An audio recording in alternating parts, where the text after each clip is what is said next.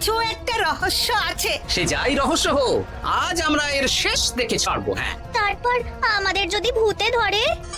তোরা কোনো চিন্তা করিস না, সব ওষুধ আমি এই থলে করে নিয়ে এসেছি। হয়তো ঘাটের কাছে একটা গরুর গাড়ি দেখা যাচ্ছে। ভাই, দক্ষিণ পাড়া যাবেন? হ্যাঁ যাবো, দুমোহর লাগবে। বেশ, চলো চলো। এত রাতে তো গরুর গাড়ি রাস্তাঘাটে চলে না, তাই বাধ্য হয়ে ঘাটের এদিকে এলাম।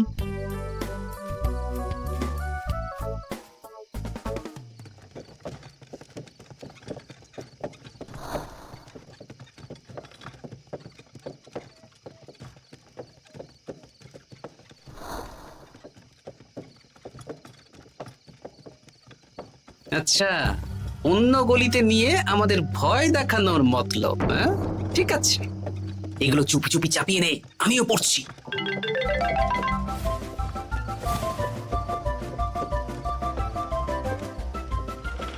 আর গাড়ি যাবে না, সাথে যা আছে সব দে, নইলে চিবিয়ে খাবো। তুই কে রে? তোকে সব দেব? ভূত বাঁচাও বাঁচাও। তুই কি ভেবেছিস তুই নকলে ভূত সেজে লোকেদের ভয় দেখাবি আর আমরা চুপচাপ বসে থাকবো? তোর পাপের ঘোড়া পূর্ণ হয়েছে, আজ কেউ তোকে বাঁচাতে পারবে না। এবার মজা সামলা। ওরে ওরে ওরে, চলে গেল রে, চলে গেল রে, সাড়ে সব চলে গেল। কি কি করছিস রে ঘটা, তুই আয়। ওরে ওরে ওরে, চলে গেল রে, চলে গেল রে, সাড়ে সব চলে গেল। ওরে ওরে ওরে ওরে। এই ঘটাকে ডাকছিস মানে? তুই মানুষ বটা। ওরে বাবা রে, বাঁচা!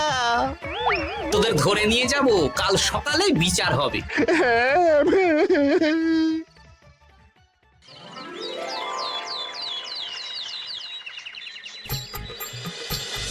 সাবাস গোপাল, তুমি তো কামাল করে দিয়েছো, একটু জ্যান্ত ভূত ধরে এনেছো।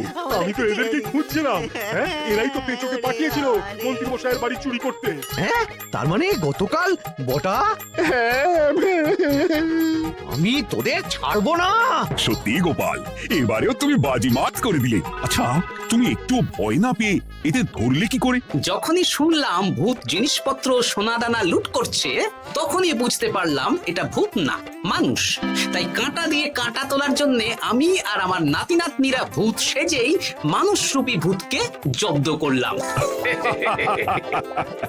সত্যি গোপাল, তুমি সাহসী বীর পুরুষ। তোমার সাহসের কাছে বাকিরা তো নস্যি। হ্যাঁ।